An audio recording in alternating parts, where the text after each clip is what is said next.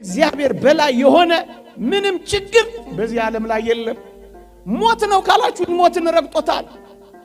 ኃጢአት ነው ካላችሁኝ በደሙ አንጽቶታል።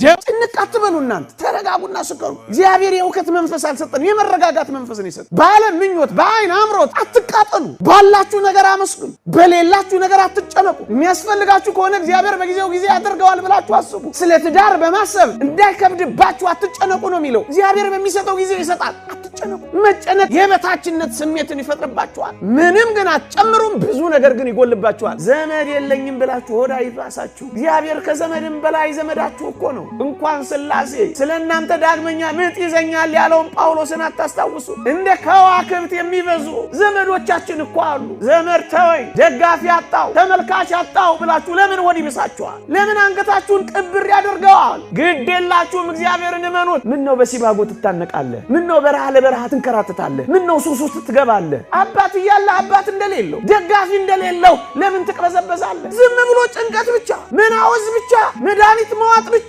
የጎደለንን ነገር መቁጠር ብቻ።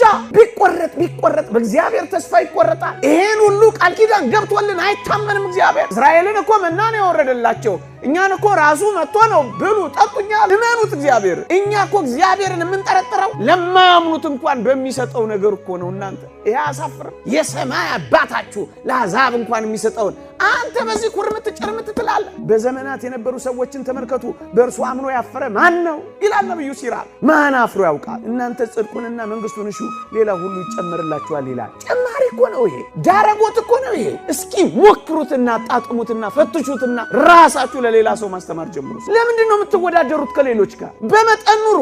በመጠን የሚኖር ሰው አይጨነቅም። ለዚህ ነው ንዑድ ክቡር የሚሆን ጳውሎስ ማትረፍንም አውቃለሁ መጉደልንም ተምሬያለሁ፣ ኑሮዬ ይበቃኛል ማለት ማትረፊያ ነው የሚለው። የዕለት ጉርሴን የዓመት ልብሴን ካገኘው ይበቃኛል፣ እሪቴን ኢየሱስ ክርስቶስ ካደረኩት ይበቃኛል። ለማጌጥ ለማሸብረቅ ለምንድን ነው መከራ የምትበሉት? ዓለም መጀመሪያ ሜካፕዋን ከዛ ውበታችሁን ነው የምታጠፋው። ዓለም መጀመሪያ ሳቋን ከዛስ ደስታችሁን ነው የምትወስደው። ዓለም መጀመሪያ ቡረቃዋን ከዚያስ ለቅሷችሁን ነው የምታመጣው። ይበቃኛል ካላችሁ ታርፋላችሁ። ከሰው ጋር አትወዳደሩ። ምክንያቱም ኑሮዬ ይበቃኛል ብላችሁ ስለምትሉ። የወንጌላችን ትልቁ ተልእኮ ስጦታ ነው። እኛ እንኳን የዳነው በስጦታም አይደል። ወንድም ተራቅቶ አንተ በተመቹ ኮንፈርቶች መካከል ብትመነሸነሽ ምን ያደርግልሃል? ክርስቶስ እርቃኑን ወድቆ አንተ ብታጊጥና ብታሸበርቅ ምን ይጠቅማል? ተደጋገፉ። ለዚህ ነው የሚያስጨንቀን አንዳች ነገር እንዳይኖር የተመከርነው። ወገኖቼ እኔ አሁን የሶስት ልጆች አባት ነኝ። ሕፃናት ልጆች አሉኝ። ምን እበላለሁ?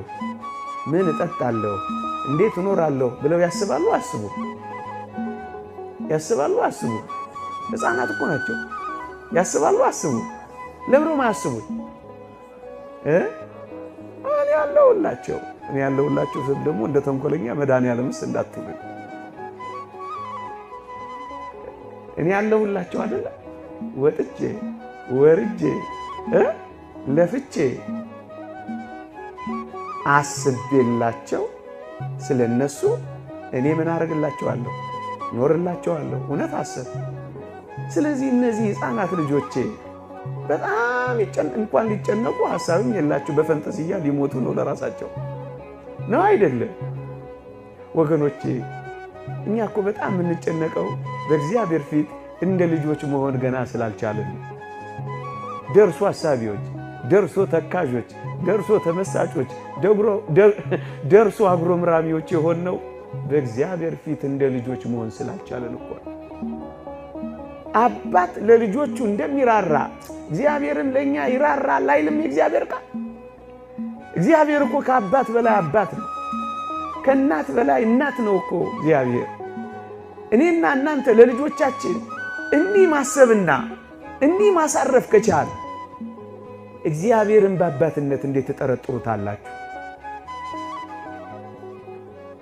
ይህንን ወንድሜ ፊቴ ስላለ ከግር ጋር አንስቼ ብድግ ባረገ ጥሩ ስሜት ይሰማል፣ ኮንፈርት ይሰማል፣ ምቾት ይሰማል።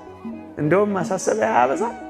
ጠበቃ አርገኝ እንዳትለኝ አይለኝም? የኔን ቤቢንስ ብድግ አድርጊያት ብሸከማት ምን ነው የምታደርገው? ትከሻዬ ላይ ለጥ ነው የምትለው። ምናልባት እንደ እከም ለሽ ልትል ትችላለች። ነው አይደለም? ይኸውላችሁ እንዳደገ ሰው መመሪያ መስጠት እጆቻችንን ይዞን እንዲመራን ሳይሆን እጁን ይዘን እንድንመራው ስለምንፈልግ ልጆች መሆን ስላልቻልን እኮ ነው ወገኖቼ። መተኛት አልቻልንም። ክንዶቹ ላይ መጣል አልቻልንም። ኃይሉ ላይ መጣል አልቻልንም። ልንመካበትና ልንተማመንበት አልቻልንም ወገኖቼ። ያን ሕፃን ሰምታችሁት የለ በሆነ በጣም በሞትና በሕይወት መካከል ባለ በሚጥል ቦታ ላይ ጭንቅ አትበሉ እናንተ ተረጋጉና ስከሩ። እግዚአብሔር የእውቀት መንፈስ አልሰጠን፣ የመረጋጋት መንፈስ ነው የሰጠን። በዓለም ምኞት በአይን አምሮት አትቃጠሉ። ባላችሁ ነገር አመስግኑ፣ በሌላችሁ ነገር አትጨነቁ። የሚያስፈልጋችሁ ከሆነ እግዚአብሔር በጊዜው ጊዜ ያደርገዋል ብላችሁ አስቡ። ስለ ትዳር በማሰብ እንዳይከብድባችሁ አትጨነቁ ነው የሚለው። እግዚአብሔር በሚሰጠው ጊዜ ይሰጣል። አትጨነቁ። መጨነቅ የበታችነት ስሜትን ይፈጥርባችኋል። ምንም ግን አትጨምሩም፣ ብዙ ነገር ግን ይጎልባችኋል። ዘመድ የለኝም ብላችሁ ሆዳ ይባሳችሁ። እግዚአብሔር ከዘመድም በላይ ዘመዳችሁ እኮ ነው። እንኳን ስላሴ ስለእናንተ ዳግመኛ ምጥ ይዘኛል ያለውን ጳውሎስን አታስታውሱ? እንደ ከዋክብት የሚበዙ ዘመዶቻችን እኮ አሉ። ዘመድ ተወኝ፣ ደጋፊ አጣው፣ ተመልካች አጣው ብላችሁ ለምን ሆድ ይብሳችኋል? ለምን አንገታችሁን ቅብር ያደርገዋል? ግድ የላችሁም፣ እግዚአብሔርን እመኑት። ምን ነው በሲባጎ ትታነቃለህ? ምን ነው በረሃ ለበረሃ ትንከራተታለህ? ምን ነው ሱስ ውስጥ ትገባለህ? አባት እያለ አባት እንደሌለው ደጋፊ እንደሌለው ለምን ትቅበዘበዛለህ? ዝም ብሎ ጭንቀት ብቻ፣ መናወዝ ብቻ፣ መድኃኒት መዋጥ ብቻ፣ የጎደለንን ነገር መቁጠር ብቻ።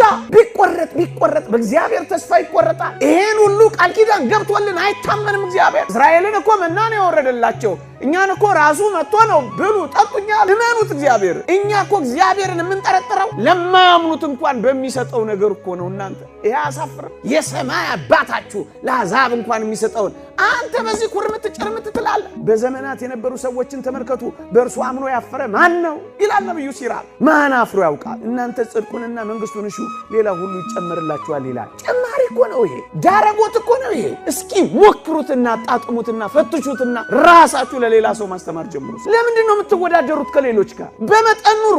በመጠን የሚኖር ሰው አይጨነቅ። ለዚህ ነው ንዑድ ክቡር የሚሆን ጳውሎስ ማትረፍንም አውቃለሁ መጉደልንም ተምሬያለሁ፣ ኑሮዬ ይበቃኛል ማለት ማትረፊያ ነው የሚለው። የዕለት ጉርሴን የዓመት ልብሴን ካገኘው ይበቃኛል፣ እሪቴን ኢየሱስ ክርስቶስ ካደረኩት ይበቃኛል። ለማጌጥ ለማሸብረቅ ለምንድን ነው መከራ የምትበሉት? ዓለም መጀመሪያ ሜካፕዋን ከዛ ውበታችሁን ነው የምታጠፋው። ዓለም መጀመሪያ ሳቋን ከዛስ ደስታችሁን ነው የምትወስደው። ዓለም መጀመሪያ ቡረቃዋን ከዚያስ ለቅሷችሁን ነው የምታመጣው። ይበቃኛል ካላችሁ ታርፋላችሁ። ከሰው ጋር አትወዳደሩ። ምክንያቱም ኑሮዬ ይበቃኛል ብላችሁ ስለምትሉ። የወንጌላችን ትልቁ ተልእኮ ስጦታ ነው። እኛ እንኳን የዳነው በስጦታም አይደል። ወንድም ተራቅቶ አንተ በተመቹ ኮንፈርቶች መካከል ብትምነሸነሽ ምን ያደርግልሃል? ክርስቶስ እርቃኑን ወድቆ አንተ ብታጊጥና ብታሸበርቅ ምን ይጠቅማል? ተደጋገፉ።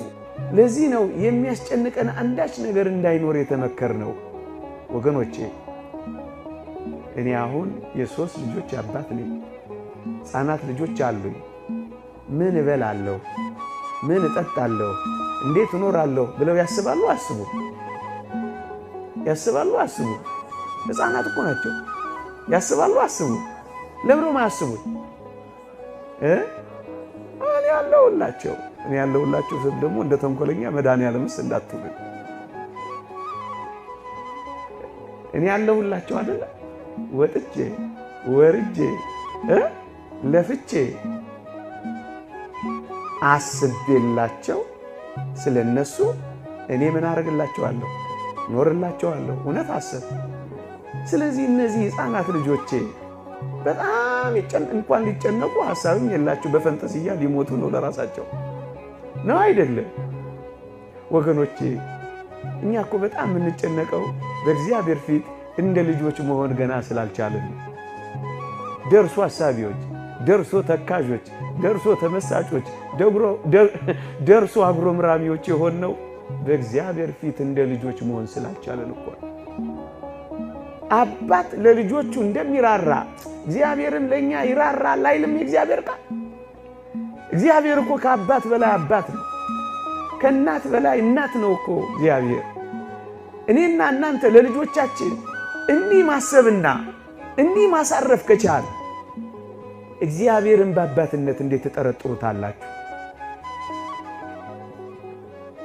ይህንን ወንድሜ ፊቴ ስላለ ከግር ጋር አንስቼ ብድግ ባረገ ጥሩ ስሜት ይሰማል? ኮንፈርት ይሰማል፣ ምቾት ይሰማል። እንደውም ማሳሰቢያ ያበዛ ጠበቃ አድርገኝ እንዳትለኝ አይለኝም። የኔን ቤቢንስ ብድግ አድርጊያት ብሸከማት ምን ነው የምታደርገው? ትከሻዬ ላይ ለጥ ነው የምትለው። ምናልባት እንደ እከም ለሽ ልትል ትችላለች። ነው አይደለም? ይኸውላችሁ እንዳደገ ሰው መመሪያ መስጠት እጆቻችንን ይዞን እንዲመራን ሳይሆን እጁን ይዘን እንድንመራው ስለምንፈልግ ልጆች መሆን ስላልቻልን እኮ ነው ወገኖቼ። መተኛት አልቻልንም። ክንዶቹ ላይ መጣል አልቻልንም። ኃይሉ ላይ መጣል አልቻልንም። ልንመካበትና ልንተማመንበት አልቻልንም ወገኖቼ። ያን ሕፃን ሰምታችሁት የለም? በሆነ በጣም በሞትና በሕይወት መካከል ባለ በሚጥል ቦታ ላይ